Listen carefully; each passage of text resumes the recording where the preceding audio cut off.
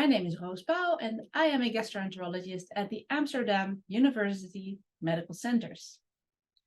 And I am Lisanne Pattynama, a research fellow at the Amsterdam UMC.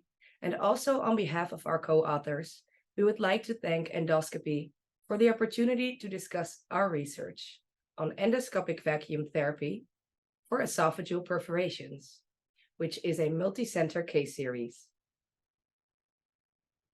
Esophageal perforations can occur due to iatrogenic or non-iatrogenic causes, including endoscopic procedures and Boerhaave syndrome. Esophageal perforations often result in local inflammation and systemic sepsis, which is associated with severe morbidity and mortality rates varying from 12 to 50%. Endoscopic vacuum therapy is a very promising endoscopic treatment option for transmural defects in the upper gastrointestinal tract. A sponge is endoscopically placed over the defect and attached to a vacuum pump. The vacuum pump generates a negative pressure around the sponge, which causes closure of the defect, drainage of pus, and stimulation of perfusion and wound healing. Endoscopic vacuum therapy has mostly been studied for anastomotic leakage.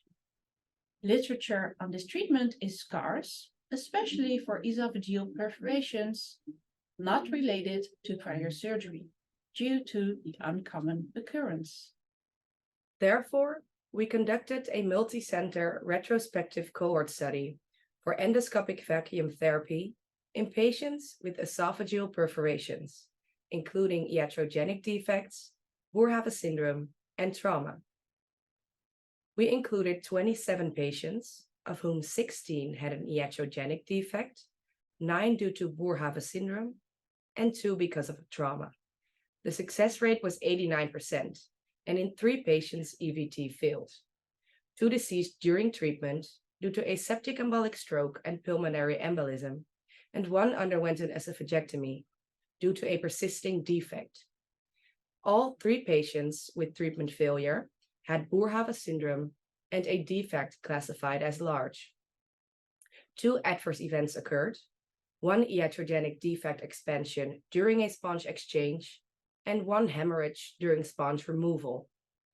Median treatment duration was 12 days with 1 sponge exchange. So in conclusion, EVT is a promising organ-preserving treatment for esophageal perforations with a success rate of 89%. More experience with the technique and indications will likely improve success rates. A lot of factors regarding the best EVT treatment are still unclear. Therefore, we believe large prospective studies are necessary, and currently we are establishing a large multicenter prospective cohort on endoscopic vacuum therapy in the upper gastrointestinal tract in the Netherlands to be able to answer the open questions and further optimize the technique.